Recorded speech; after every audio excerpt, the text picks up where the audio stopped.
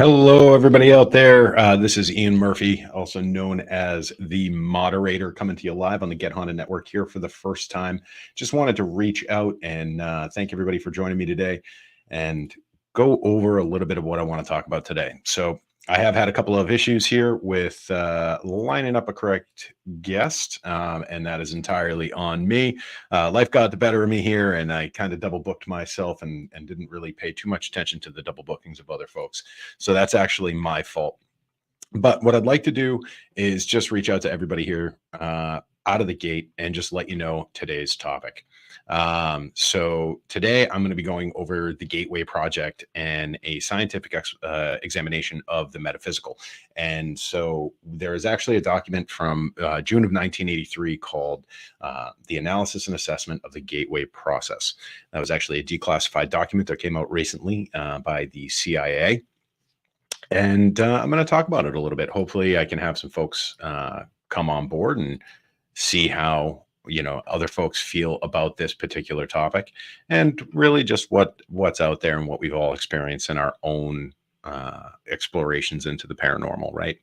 So first and foremost, what I'd like to do is I'm going to go into the chat. I'm going to provide you guys all with a link to the document. Hopefully this posts across all the different avenues of yeah, there we go. It's firing off through, and it's coming across everything here. So if you actually just take a moment to pull that up, whether you're rewatching or watching now, that is actually the full 29-page documentation around the CIA's exploration of the Gateway process. Now, what that is it's actually a full examination by clinical and military personnel on the effectiveness and the utilization of psychics, really, and how our brains operate in different ways, and how we can actually utilize those to either remote view, astral project, or interact with the wavelengths around us. Hello, Michelle. Thank you for joining here. Over in the UK. Wow. So you got a little bit of a time difference here. I'm coming across about noon for you, I think. But what this actually is really, really about goes into how we can utilize our brains in a way that is very atypical for our current interaction with the world around us. And so just to dive a little bit on the things that I actually really stuck out to me and how I really interpreted a lot of it. Oh, it's 11. Oh, other direction, 5 hours the other direction. Yeah, I apologize for that, Michelle. You're hanging out really late. Hopefully my tone and tonality can stay vivid enough to keep you awake and not lull you into sleep. Although I'm totally fine with that too. If you want to throw me on at bedtime and fall asleep, the information that I'm going to be going over might induce some pretty cool dreams. So some of the things just to touch on that I really want to talk about are the concepts that it actually goes into the interaction of brainwaves with the world around us. Not only that, but also how we perceive the things around us, whether they are real, physical, or metaphysical. And so I'm getting some wonderful support messages from the team at Get Haunted because of my poor planning. They've all actually stepped up, and they're reaching out now, of course. So I greatly appreciate everybody at Get Haunted. So that's actually a good time to take a moment and take a beat right here and just say big thanks to the folks at Get Haunted and all those that are actually participating in the development of this community. It's huge, and what you guys are doing is absolutely amazing, providing a platform for many different voices in the paranormal, including mine, which if you meet me in person is a little bit more dramatic than what you'll get tonight, but I greatly appreciate it. And you guys are doing an amazing job. And thank you so much for giving me the avenue and the support that was needed for me to really step up and do this kind of communication with the general public. So thank you very much for that. And for those of you abroad who haven't had the pleasure of actually meeting Sarah, Rob, Danny, Courtney, and some of the awesome players, Trevor, in the Get Haunted family. I cannot wait for you to be able to experience some of those folks in person, or just through their various different media. And so please take a moment, check out gethaunted.com, as well as Warner Paranormal Preservation Society. It is a mouthful.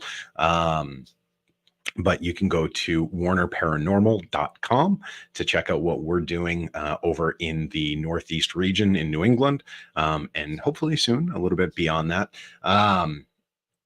But back to the topic at hand, talking about the paranormal and how we experience things through brainwaves and how our brains actually interpret the data that we receive, and how our actual export of information through the waves that are generated in our brain may interact a little bit differently than we had initially thought with our surroundings. So, for those of you with advanced scientific degrees and whatnot, you understand that radio waves can actually generate things called photons.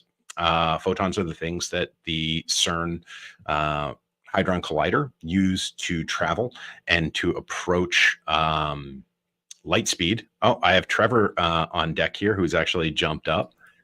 How are we doing, Trevor? Hi, and how are you? I am doing very well. Thank you for joining me tonight. I'm just kind of Of doing the course. quick brief here Yeah. on the topic. Sounds good, man. Take it And away. so we were talking about I was at the point where I was explaining photons and the creation of photons through radio waves and manipulating the electromagnetic waves of on the radio wavelength in order to create photons, which Yep. we currently experiment with to approach light speed, and we are trying very hard to actually do that. Um, it's going to really inform a lot more about how we understand the universe around us and how we interact with the universe around us.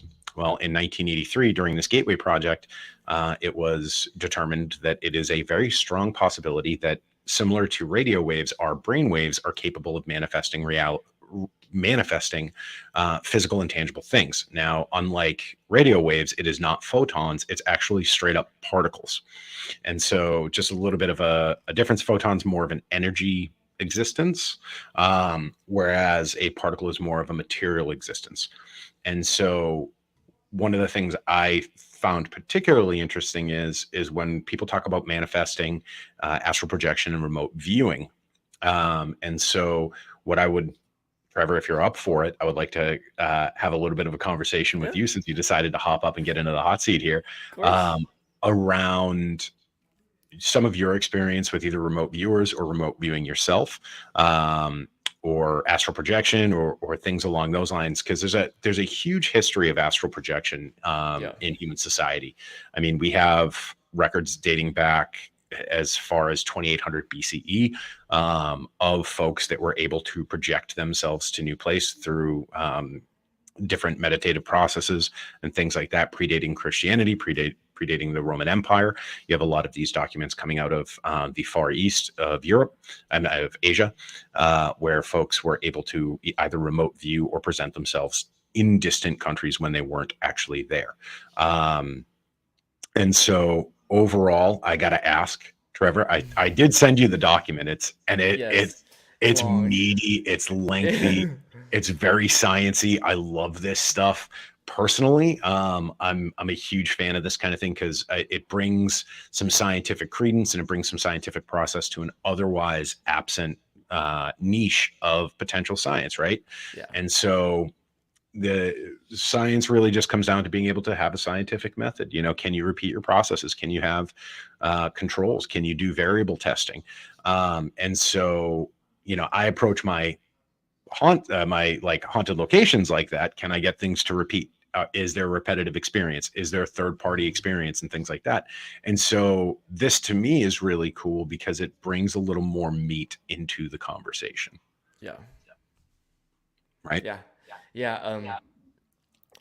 As far as having things repeat, I I've had very few occurrences in a paranormal sense to where I've had a chain of evidence to the point to where I go from thinking this may just be unexplained and probably debunkable to there's no way in hell this is debunkable, Right. because because I could talk about multiple encounters, but one that pokes out to me most is I was at, and I've told the story a thousand times, so I'll tell DR for people that haven't heard this yet. Um, uh, I was at the Conjuring house, and so I had a Ovilus REM pod. I had Ovilus in my hand, a REM pod beside me, and then the library to my left. At one point on the Ovilus, it said beside. I'm like, okay, that was the only thing in the first word that came through in a matter of 30 minutes. So I'm like, that's not much. Cool, wasn't much to go off of. 30 seconds later, the REM pod went off beside me. Then soon after that, poltergeist happened to me in the library where the globe fell. And then right as the globe fell, we heard footsteps like upstairs, which I then took my camera upstairs, and then you can see it on my channel. I captured a figure looking down at me from the stairs, and then it slowly went from. And even though I had no scientific hypothesis or scientific background. Yeah. I'm just, I went from a skeptic to, I now have equipment. Let's go find out if I can see anything, right? So Yep. going from, okay, this may be nothing to, okay, to, this is probably debunkable to, I just, in a sense, followed a spirit around in an odd way. And, Yeah. I'm like, I love it. And as far as astral projection and stuff, I'm not very well educated on the difference between astral projection and lucid dreaming. I I think I've astral projected a little bit in the past. Couldn't tell you, but I lucid dream a lot, like probably 2 to 3 times like every week. And some people tell me that that's a skill. I've heard some people tell me it comes natural. Depends on who you are in your brain chemistry or whatever in the hell it is from. I don't know. If I have a skill, awesome. If it's just how I'm built different. Cool. But I there are nights to where hell one time the last week the dream wasn't anything crazy. Didn't really don't even remember what the dream what was about as a whole, but I literally I was in this weird house. I was living in the house with friends I hardly ever talked to anymore, like from high school. And I remember at the end of the dream, I went into the kitchen to get some cereal for some reason. And then I literally, as I was getting the cereal, which turned out to be in my dream, I had my hand out with the bowl, like holding the bowl, embracing it. And my other hand was shaking the cereal into the bowl. And I literally, like, feel myself then waking up in real life, shaking my head and Hmm. going, huh. And then I wake up and my hands are literally in this position. Then I wake up going, You're still pouring the cereal. yeah, and like my hands were still like numb and tingling. So I literally I got like as soon as the rest of my body became conscious, Yeah. my it felt like my legs had been sitting on the toilet for 5 hours straight. My legs just went, and I couldn't, and it scared me. I couldn't move my arms, and my arms were asleep still, but my rest of my body wasn't.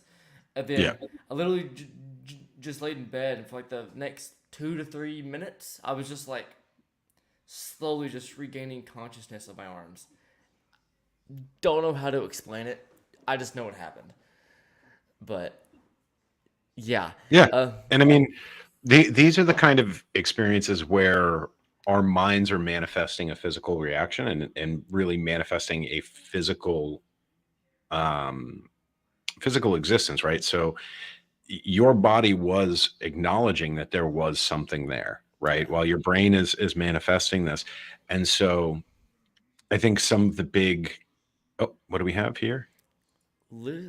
Hey, Lucid Julie. dreaming is where you can control the dream, pretty much consciously create it.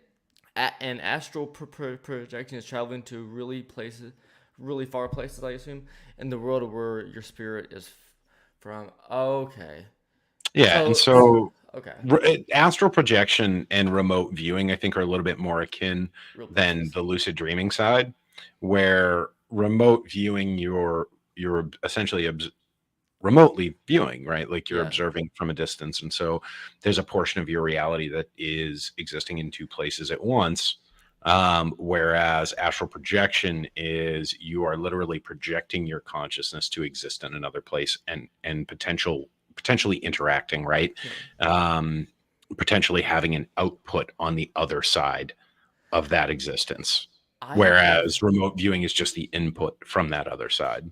Yeah, I've never personally I've tried remote viewing with no pre-knowledge of how. I watched Stacy talk about it once, and I took that very little like information that he gave in that part of the podcast and tried to work with that. Didn't work out well, but then again, I didn't have a lot of information to go off of, and probably was not doing it right. But the one time that I did witness it, at least I believe this is remote viewing. Correct me if I'm wrong. My old co-host and my cousin Lily, we were at Pilot's Knob. This was close to a decade ago, and um, she was legs crossed on the ground, as comfortable as she could be, and meditating, and had a blindfold around her eyes. And then she said, "Hey, if I point, just take pictures." I'm like, all right, cool. 10, 20 minutes go by. She's making grunt noises and weird the noise is like she's Yep. uncomfortable, but she's like, I'm not really feeling anything. It's just an overall like dark cloud that's just touching me. I'm like, okay. And then she goes, I want to try over there. So she moves and tries it. Within 2 minutes, her hand slowly raises and goes right there. So then I get my camera zoomed out as possible, step back 2 or 3 feet and take a picture. And I have it on a hard drive. I can show it eventually, I think. But for what it's worth, I take a picture and there looks to be it's like a dragon head, but it stops at the base of the neck. It's like just a neck and a head. It Okay. looks to be. And I show it to her and she goes, I just saw an orb fly in my I saw what looked to be like a shooting orb. Maybe that's how it manifested in front of a digital camera. I'm like, it must have been. So that's the only experience that I've had because I've been learning more about it through Stacy and his stuff, Yeah. but just through shows. So Who I did reach out to see if, unfortunately, it was super last minute, so there's no way that he was going to be able to respond in time. I was actually at an event for Warner Paranormal right up until about 5:30, and so I had to kind of haul over to the studio here, and by the time I got here, I think I was about 5 minutes till air, and that's when I was able to ping him. yeah, But no, I think it's really important to kind of talk about these experiences and how we've kind of interacted with our own perceptions of reality and our own interactions with reality. I know someone that just recently joined the chat who has had out of body experiences. However, it was very negative, right? And so, one of the things that the report specifically, because again, I don't fault you for not knowing it. Going on, there's just so much information in yeah, there. Is it talks literally about how our brainwaves can actually physically manifest real things in reality around us. And so when we talk about these folks that are all about manifesting reality, manifesting outcomes and results and things like that, I don't think it's a far cry to say that there is some credence to that. Is your brainwaves are actually interacting with the physical plane. They are having an impact on a much wider level than just your own perception, but also, what does that say to the concept of literally astral projection and remote viewing? We're doing a ton of scientific work now as a species around quantum entanglement, and quantum existence, where the idea that two objects can exist simultaneously in two different places and interact with two different things simultaneously. And so, yeah, the anxiety girl manifest shit is real. Yeah, no, I mean, yeah, honestly though, like this is another really good example, I think, because it's very, very true, right? Like our own anxieties and our own fears and things like this, more often than not, come true. yeah, And so those are trained behavioral pathways that are in our head that are just pumping out this information into the world around us and the reality around us. And they are actually, I don't know if it's causation or correlation, but there is definitely a relationship between the way that we think about the world around us and how the world around us presents itself and reacts to us, right? Mm-hmm. And so, you know, that being said, if we have a situation where we are able to literally harness our brainwaves and really channel and meditate on what we're putting out in there, right? What we're actually focusing our literal brain power on. If there is a form of quantum existence where we are able to actually exist in multiple places at the same time, whether it's just on a conscious level or a physical, it would stand to reason, one, that first off, the consciousness level would be the easiest to attain, right? It'd be the simplest and most straightforward because you don't have a physical mass to worry about. Yeah. There's all sorts of physics that go into a physical being's existence and its interplay. Whereas when you start talking about energies and you start talking about wavelengths existing, it's far simpler, right? It's far easier. We've already proven that two photons can exist at the same time in different places. If they're reverberating a certain way, they're sending off the same patterns. So those same patterns, when you start talking about particle existence and particle entanglement, are going to reverberate in a very similar way as well. And so now you have the capability of a consciousness, Yeah. which is just a conglomeration of brainwaves, right? And different things in our heads. It's just a mix and amalgamation of that, now reverberating in two separate places simultaneously. And so now you have a situation where, yeah, I mean, you theoretically could actually be where you're viewing, where you're projecting to, on a much more real level than before, when we had just thought of, it was spiritualism or hokum or whatever, however you really want to describe it. Yeah.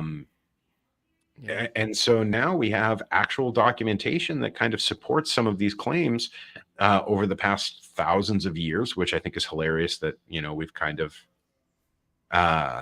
waited for people like me to say, okay, yeah, there's some evidence, right? You have 5,000 years of documented studies and firsthand accounts of things happening. And here I am on my ivory tower and high horse saying, I need scientific evidence.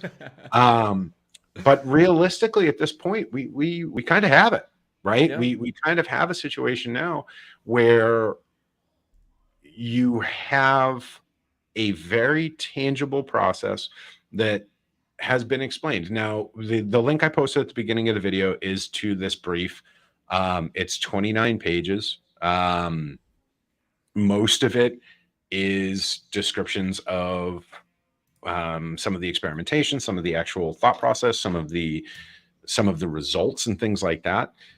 One of the things that I think is actually really, really cool, thank you for sharing that, Of course. is the hemispheres of consciousness, right? The consciousness energy grid, where they actually go through and try and attempt to show a 4D, granted, we are 3D creatures observing a 2D reality in a 3D space while moving through a fourth dimension in time and space while being completely oblivious to the fifth dimension. They did a pretty decent job on the 10th page of going over on and really kind of defining what four-dimensional consciousness looks like. Oh, all right. We're getting stacked here. Oh, what's up? Oh, hello. Everybody's coming on. Hey guys. Hello. Hey. Yeah, we have the mama and the papa bear of Get Haunted. Shit, okay. Yeah. Is that a clown and naughty? Yeah, something like that. We also have this one. We also have this one. And then isn't there one where you put your hands together and one Yeah. person?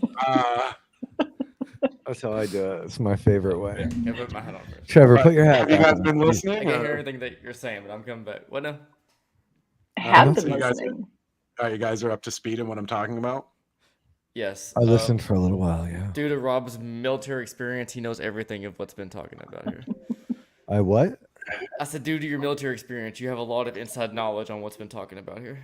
Mm. God, I'll put my little red flag on the microphone already. But yeah, so I mean, yeah, I've kind of gone over a little bit about what's in the document now, and just some of the things that, from a scientific perspective, we think that we may have some credence towards. Rob, some of the things you've talked about, especially with remote viewing and things like that, just from a personal level, what do you guys' take on this stuff? Because I sent you both the document, and it's dense, and I don't expect anyone to read anything but the title of the PDF.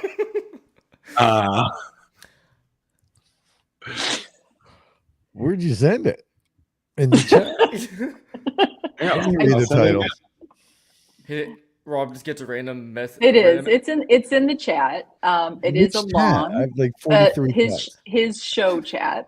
It's right there. He's got the brief right there in the show chat. It is rather long, but I was listening to you guys talking about the manifestation and lucid dreaming and the entanglement of particles and quantum entanglement, all those amazing things.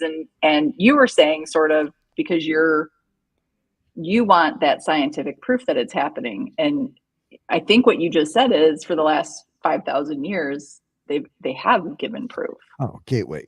Yeah. Okay. Yeah, it's for I guess someone like me who's just dense. 5,000 years of oral tradition gets snuffed out by a CIA declassified document. Yeah, I mean, look, I wrote pages like 14 through 30 on this one. Yeah, I think Stacy's cited on somewhere on page 17. He might be. Yeah, and whenever you ask me about the lucid dreaming, I'm like, I've done some lucid dreaming, but then a remote viewing, I'm like, well, I've heard Stacy say like 5 words about it. That's all I know. Is his audio low? Why is your audio so low? Do what? I was just thinking the same thing. Trevor's audio is a bit lower than everyone else's. It's probably because I'm covering my mouth up. Might be. Sometimes my volume gets messed up when I do that too. I don't know. But, is this better? No. No. All right. Yeah, look, I mean, all of those things, right, are still they're very popular topics in science itself, right? Quantum entanglement, string theory, all those things. So to think that the government hasn't put any kind of credence into it isn't a stretch at all. I mean, clearly from this declassified Robin state, yeah, there you go. Oh, the hologram. The universal hologram and how that actually interplays in the fact that because it is a hologram, right? Because it is just this false perception of a 5D image that we can't interpret with our 3D brains. Us pushing out that information creates that ability to manifest in essentially the undercoding of what we're actually processing as reality. It makes a lot of sense to me, Ian. Ian, this is so heavy for a Sunday evening. Yeah, you're like you just went in with your first show, like going, we're gonna go deep and like hardcore. I didn't even take physics 1. Like, help me out here. Like, I didn't know I was supposed to be caught up. No. So this is actually this is one of the things that I kind of like, and I told everybody that after I told everyone that I wanted to do the podcast, I told everybody flat out, like, it's not going to be what you think it is, because everyone thought I was going to. Told me it was going to be. And so I don't want anybody to get the wrong idea. This isn't meant to be some super high level conversation over people's heads. I want to have a real conversation where we actually speak in kind of terms that everybody understands, right? And I admittedly don't know when I'm not doing that sometimes. So I love having people on here as well to like be able to kind of be like, hey, reel it in. What the hell did you just say? Oh, I think what he's trying to say is he likes to have us pop in and dumb it down. No. It's because I lack the understanding of social cues of when I'm starting to lose people. Listen, I love my wife of 17 years right here, 18 years almost now. And I do everything I can not to make her feel dumb. Like, I love having conversations with her. I think you need to stop. Yeah, just stop. Just Stop. There's your first social cue. Hey, All right, fair enough. hey, and I don't know about you, and this is kind of off topic. I won't go on about it. But have you ever been told that you just keep digging yourself a hole? Pretty sure you have. Trevor, not to go too off topic, but I once told my wife her wedding dress was ugly by accident. So, yes, I've been told that. At one point, I was asked by a previous partner of mine. At this point, we had been dating for a year, and she bought this new shirt that was different from her style. And she goes, "Hey, does this look good on me?" I'm like, "Well, we've been dating for a year now, so I can tell you the truth." And it was jokingly, but she goes, "You know what? I'm gonna wear it because I like it." I'm like, "That's totally fine. That's totally fine." All right, Trevor, I'm sorry. My wife is in the comments, and I feel like I have to defend myself here. You know, and if I'm remembering, right, hold on. Has anybody seen Tommy Boy? Yeah, I know the name. Yeah. Okay. Do you guys remember the Eminem scene in Tommy Boy? Yeah. Mm-hmm. So my wife had just gotten a tattoo. We were in a new place. She was trying to be conscious of germs, and so she had a bag of Reese Pieces that she was literally putting her face into to eat because she didn't want to touch anything with her hands because we're in a dirty place essentially. And so she has it, and she just spills these Reese Pieces everywhere. And in my head, the scene from Tommy Boy just came out of my mouth, and I turned to her and I go, "I can actually hear you getting fatter." Oh. And the moment I said it, I was like, "That's a movie you quote to your friends, not to your wife." And she like looked at me just like, and she was like, "All right, that seemed," because I immediately started explaining it. I'm like, "I'll pull up YouTube. We'll pull over. I'll show you the video. Like it's like an actual. It has to do with that candy, you know." Thanks, Tom. Yeah. So yeah, Trevor, I say shit sometimes. Yeah. And So don't know when I've let's already get you out of this hole.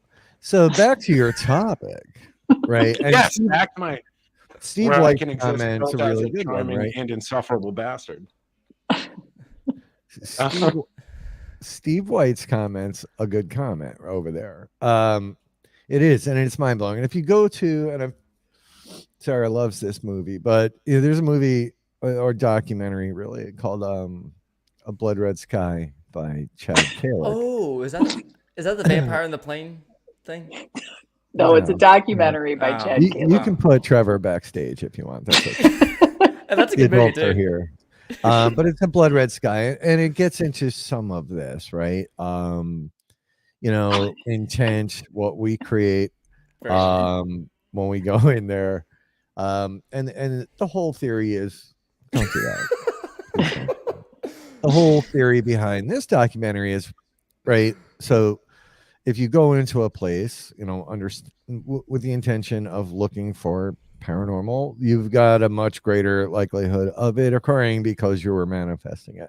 Whereas if, you know, you could take the scariest, most haunted looking place in the world and tell people, the group people, I hid $1 million in there in cash, and if you can find it, it's yours to keep. And they'll be in there for hours searching for it and never have a paranormal experience because A, they're not going in with the end intent, and B, they're focused on something else. But he also delves into Y2K and the energy that we as a human populace put out there and what it did to herds of animals and all kinds of different things. Did we manifest some of the oddities that occurred, you know, in Y2K when we thought the end of the world was coming for the, you know, umpteenth time? And that in itself could probably relate a little bit to quantum entanglement, quantum physics. You know, what are we creating over here that's happening over there? I don't know. It is fascinating and mind blowing. And you know, Chad was actually the first guy I talked to. He's like, dude, if you want to blow your own mind, go study string theory, right? String theory is insanity when you start thinking about it.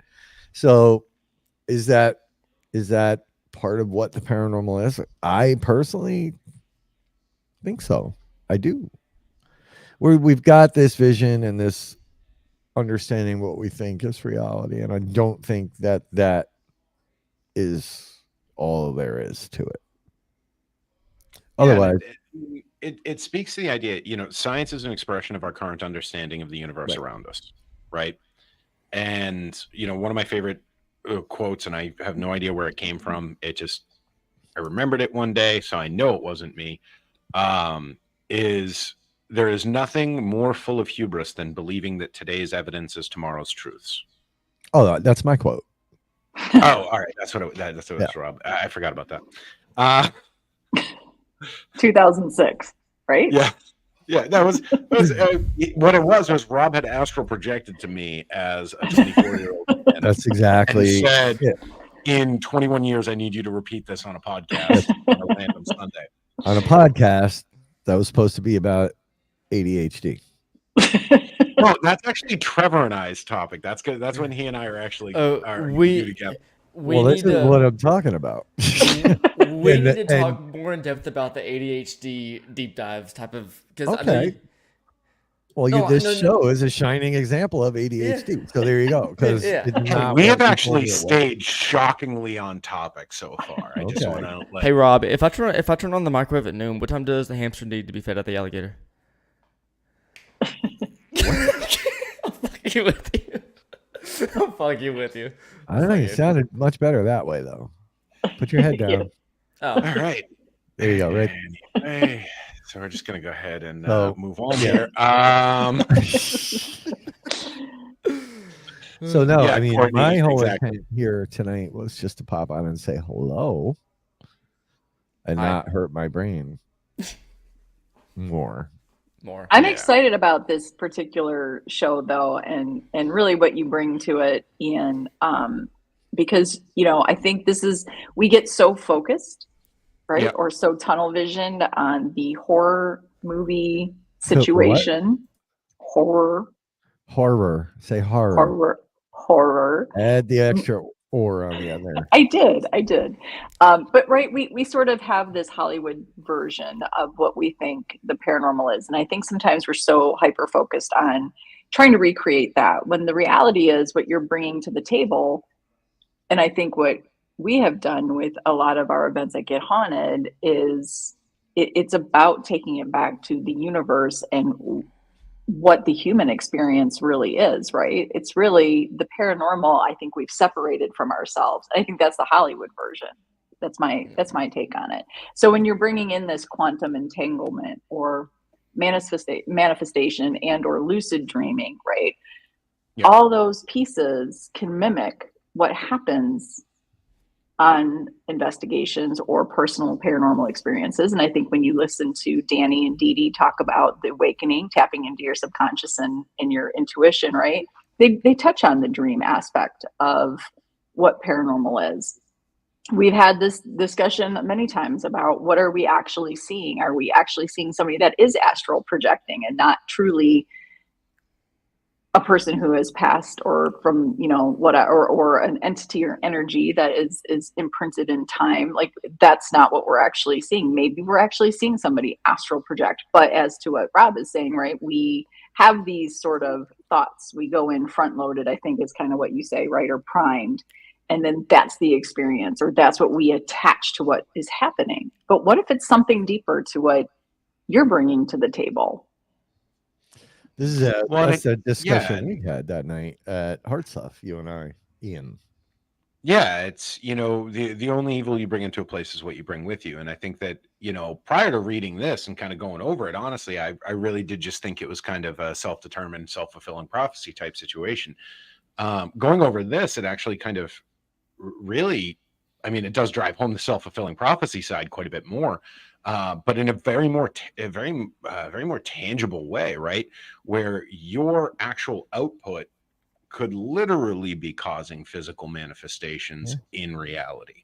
Yeah. Where instead of, because I've said on a few different podcasts already and in person quite a bit, I never disbelieve that someone experienced something. I just disbelieve that everyone else in the room would have experienced it too. right? So I don't disbelieve that you experienced that thing. I just don't know that that experience would have been universal had other people been in the room. Sarah and I talk so, about that a lot. Well, but I think this actually speaks to the universality of those experiences, where if you're actually pushing out into the universe strong enough that you're actually able to create an actual particle, like an actual physical existence, right? You're able to push a thing into existence, and you can do it as a guy. Subtle pregnancy joke. That's they don't know. They don't all land, right? They can't all be winners. I am a dad, so dad jokes are going to happen. But it could speak to the more universal application of experience. So when I experienced something on my own that no one else in the room experienced, that could be my perception of reality or my own little pocket bubble of this fifth dimension interpretation. But also, if other people experience the same thing, it could be my expression into that fifth dimension as opposed to my experience. And they could be two different things. And that is, you paranormal the way you paranormal. 2, 3, 5 people can sit in a room. Something could happen, and you all may interpret it differently based on things that happened to you in your past, your childhood, traumas, this, that, the other thing, right? It is sometimes because to assume that we understand something that great is a little bit foolish, right? We as humans and our what we perceive as reality will create a story to match what we're feeling and interpreting there. It's cool, and when other it's cool when other things, she was putting her hand up to talk. I didn't realize she was giving us the 1 minute to sorry. But let's take EVPs for example, right? And look, it's what I'm known for. I get them. We got amazing EVPs last night, actually. And I always tell everybody, like, how the F do you get them like that all the time? How do I get peanut butter? Almost everywhere I go. That's my, if you don't know me on the side, it's my maneuver right at the end. I ask for peanut butter. And I get it a lot. And I always tell people, her AirPod probably died. I always tell people, like, you are the antenna when you're holding that recorder, right? Or I hand it to somebody, just you need to be the antenna. Again, is intent, are these voices that we're recording actual voices, or did we create them by, we already know the question we're going to ask, right? If I say, can you please repeat the words peanut butter, and I get peanut butter back, is it remotely possible that I created that peanut butter response? I believe it is. Well, I think too, and I think one of the big things that you brought up in there about the experience of, your past traumas and things like that coming into it, we've already proven that PTSD, different neurodivergence, and things like that greatly impact brainwaves and brain function. And it's not that they necessarily negatively impact brain function; it's they completely alter the neural pathways in which you use to compute the world around you, right? And so to give you a little bit of the ADHD and my TISM talk on the paranormal, when you're wired different, you're able to tune in, I think, a little bit into different wavelengths and different frequencies that you normally wouldn't necessarily pick up on if you grew up with a white picket fence and 2 parents that love you.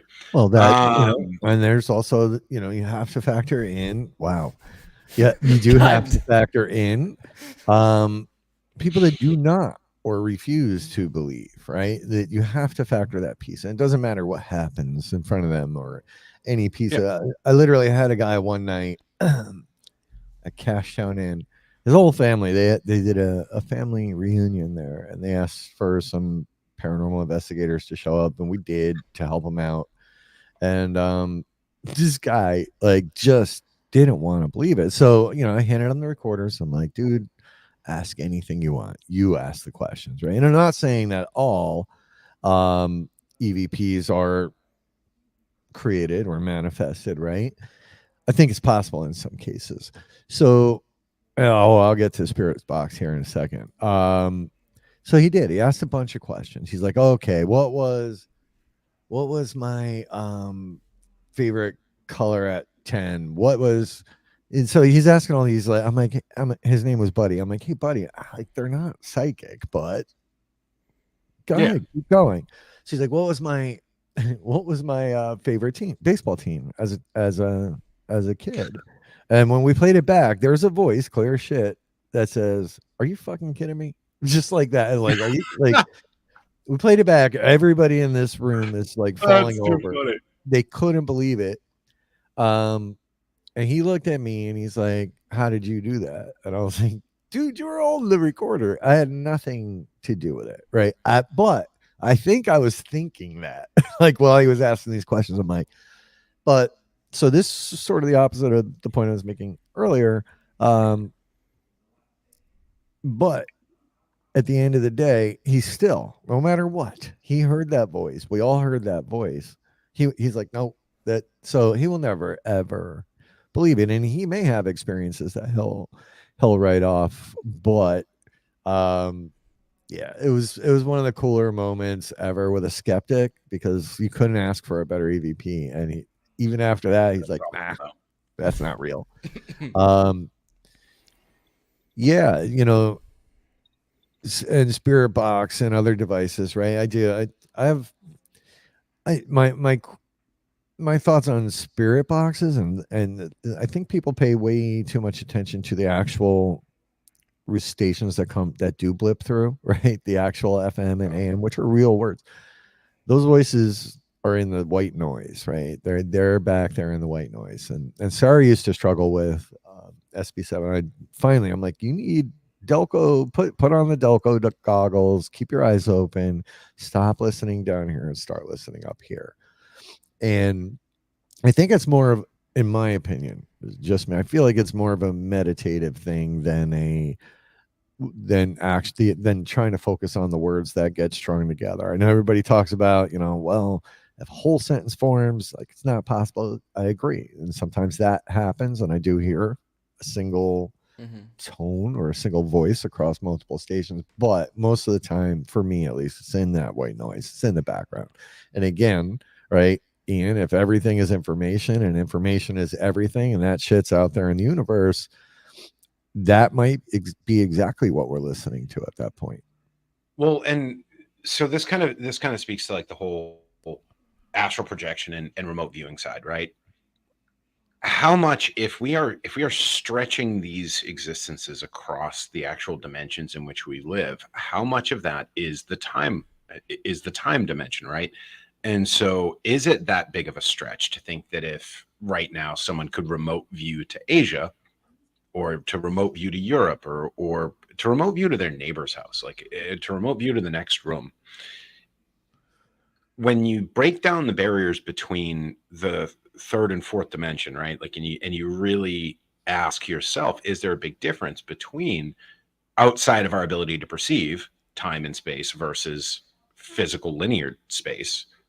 Is there a huge distance for you to make that leap between being able to remote view the next room, or to actually remote view a different time, or to express in a different time? Oh, well, you can remote view, if you go by all the theories, you can remote view past, present, future, whenever, anywhere in the universe. You should not be aware, honestly, at the end of a remote viewing session of the time period. You just shouldn't be. It means you're creating an AOL, which is an analytical overlay. And you're wrong. You're going to be wrong, right? Because AOLs come from something we already know, and something that has made our left brain create a picture for the right brain. So, it's more of a visual thing with remote viewing than getting a date and a time and a combination to a safe or anything like that. It's really cool when you go through the steps. And if anybody wants to learn from the guy I learned from, Stacy Talich, you go on udemy.com. He's just brilliant. He's a brilliant instructor, and it's actually frightening when you start nailing these things. You're like, how the hell is that even possible? And it's part of, the one program we do where we take people through these things. But to your So dimensional, I am trying to get him on next week. Oh, He and I good. are You should actually get having a little Faith. Yeah, sidebar conversation next he's week. the best. Because Yeah, so I won't say too I much. did name this Part 1, Gateway Project Good. Part 1, because I think Stacy, that having different voices on this is going to be super important. oh yeah, and Stacy's just he's top notch. Like, but your question about dimensional things, right? No, I don't know. So if they're stacked, if they're layered, right? If we're looking at this dimension, imagine I just imagine a pane of glass and you're looking at it from the side. And if something smashes through that for a second, if somebody chucks a baseball through your glass window and you're looking at it from the side, you'll get that, you'll see the baseball for a tenth of a second, right? It'll be there. But as it's passing through that one dimension, maybe that's what's happening. Maybe these things are breaking through dimensions. There's so many. This is where I feel like paranormal, like Sarah said, right? We have the Hollywood version of it. Nowadays we have the YouTube version of it. Movies, this is the conversation you had. Part of my personal struggles after Conjuring House, after 11 nights, was being front loaded, having a preconceived notion of what my problems really were, when the truth was what felt like problems weren't.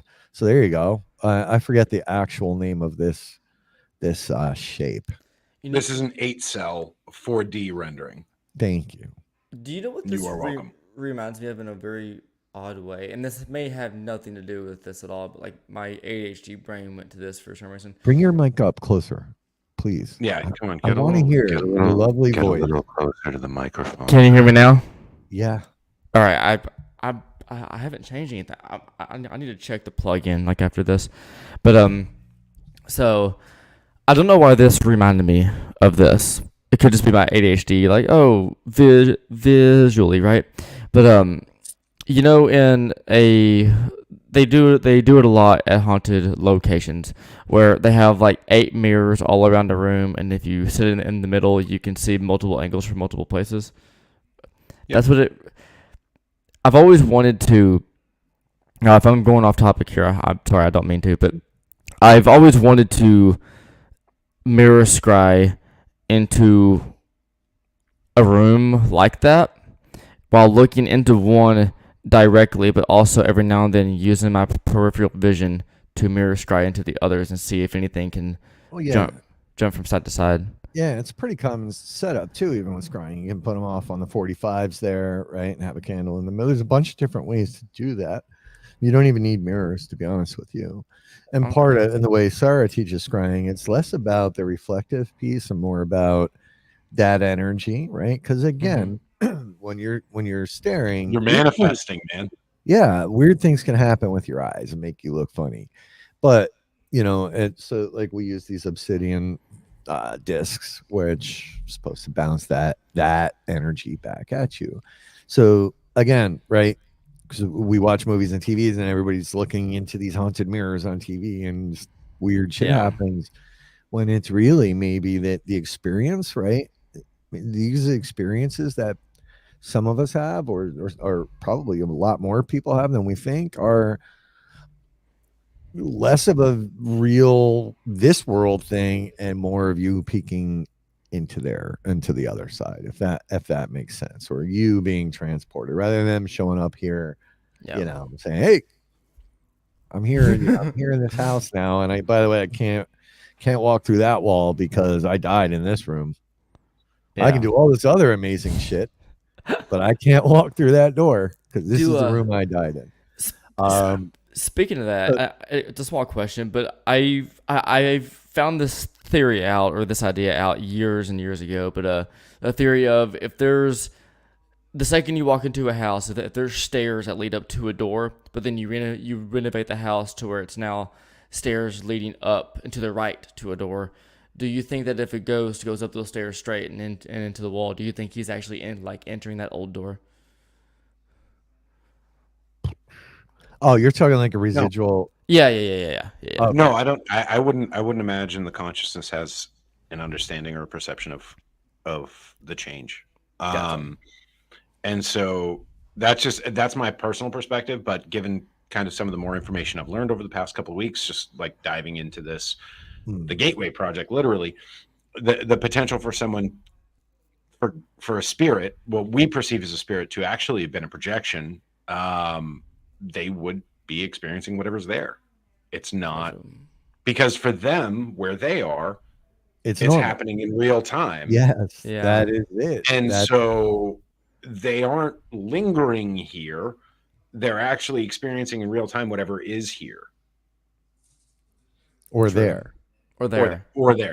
Yeah. Right. And that's, look, man, that's how I see it as well. I just, so while we're out investigating, and because we're trying, right? I do believe this, we're trying, we're sitting in a location doesn't mean that we're not showing up in their living room. You know what I'm saying? In their time, in their whatever. Now, I also believe there's all different kinds of different things. Are the traditional spirit, right? And there's this other dimensional human thing happening, but I also believe in some much bigger things where it's not necessarily human, right? And again, back to front loading. That's why, and people give me a lot of shit for, well, how can you go to a location and not know the history? Because then we take experiences and put them in the box that fits into the story from that particular location. So, unpopular opinion moment of the show, since we're in the last 5 minutes. Anybody? Go ahead. And learns.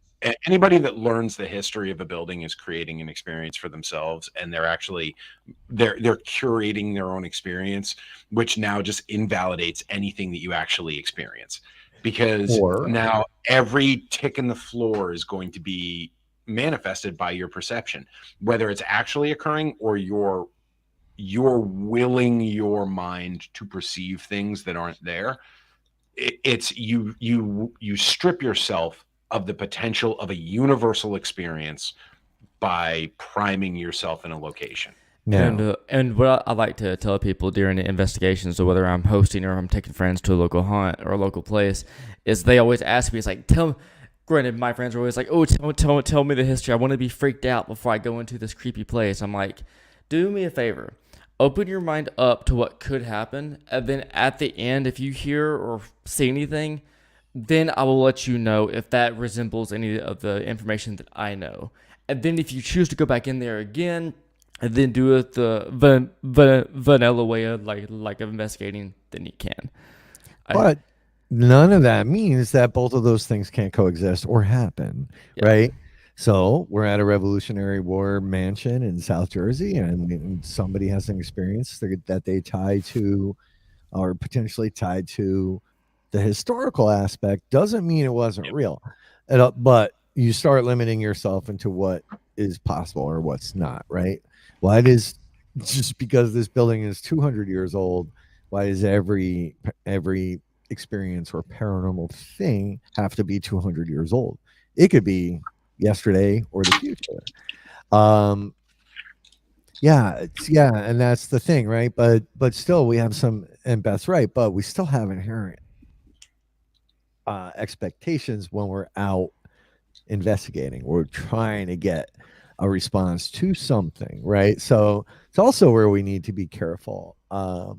It's so fascinating to me, and that's the part for me, and I really especially love investigating with Sarah, because we don't question anybody's experience or what it is or what it even, it's more about what it means, I think.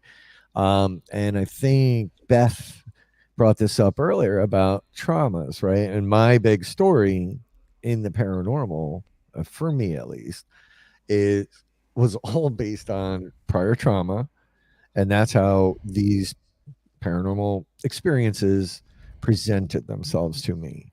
It took me I didn't figure it out, she did, to realize that those experiences were reflections of those traumas. And was that the universe saying, hey dude, like, here's all this shit you got to work on? I believe it is, but that doesn't mean it's not ghostly or paranormal, because by definition everything that we do is pretty much paranormal. Well, did your trauma manifest with something that was paranormal in that location? That's the big question, right? And so, when you take a place like that house, which has a reputation, and things happen, and things happened, started painting it with that picture, that brush, like, oh my God, this is horrible. When at the end of the day, it truly wasn't, most of it. But you're right. Like, did what I needed from the universe, from whatever, connect with something there that was like, I'm gonna help this. Look at this guy. So he's struggling. I hate to break everything off because I love where this is going, and maybe I need to bring this to like a 5 o'clock where I can actually take this for like a full 120 minutes. Because I think the conversations that we're having right now, I think, are much more longer format than like the standard 60 minutes. But we do have other shows on the network that are kicking off now that I don't want to harm, right? And how many viewers do you have right now? I'll tell you if you're. What's that? How many viewers are you watching? 7? I got 7 live. Okay, all right. But I mean, honestly, guys, it's you know what it is I if there was a 5 o'clock show button up to mine, I would want to try and make sure that they were. We're not making fun of you. We it's our friggin' network. We get it. I know what it is.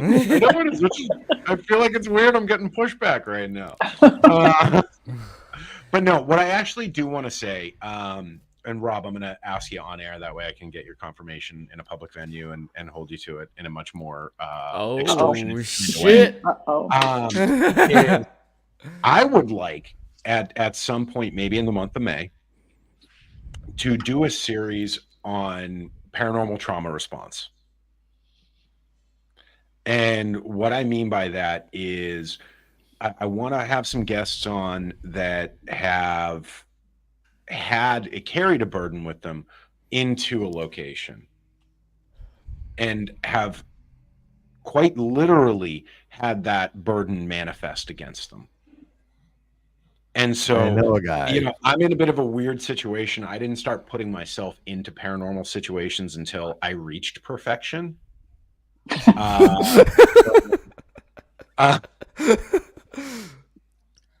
have a couple of experiences myself with that, and so Rob, I would like you to be a guest on one of those episodes because you do have a very moving and very impactful story in that regard. I'm not going to ask you to go into the nitty gritty. I'm not going to ask you to get into bare your soul on it, but just to speak on a very kind of surface tertiary level of what you've experienced. That also being said, since I'm out here and I'm already kind of strong arming people, I'm messaging Stacy. He said he would love to have this conversation about the Gateway Project with me. So I sent him a link for next week. Whether he's here or not, we'll find out. But I do want to kind of respect the time here on the hour mark. So if I could just kind of closing statements, anything you guys want to say, just about the topic, about the conversation we've had so far, or about any events you guys want to kind of plug real quick. I know you guys are constantly. We'll be here for an hour with that one, but go ahead, Trevor, spit it just out. Plug a thing. All right. I guess this is the perfect opportunity to say this. Pay attention to Get Haunted the public page and Haunted Faith page in the next 30 minutes. I'll say that.